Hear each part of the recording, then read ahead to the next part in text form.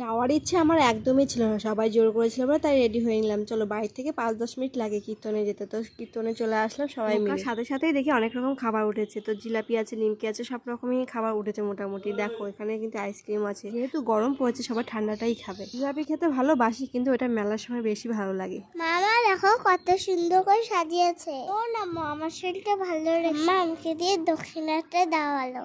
আমার তো খুব লজ্জা লাগছিল, এই ড্রেসটা পরে আমাকে কেমন লাগছে। মা তো আমাকে বলে কাঞ্চন মল্লিকের বোন। আমাকে কি কাঞ্চন মল্লিকের বোন লাগে? আমি রোগা বললে মা আমাকে এরকম করে অপমান করলো। এখানে কীর্তনটা কিন্তু দুবেলা খাওয়া দাওয়ার ব্যবস্থা করা হয়েছে, দুপুরে খাওয়া আবার রাতেও খাওয়া। এই কীর্তনটা তোমার 2 দিন ধরে হয়।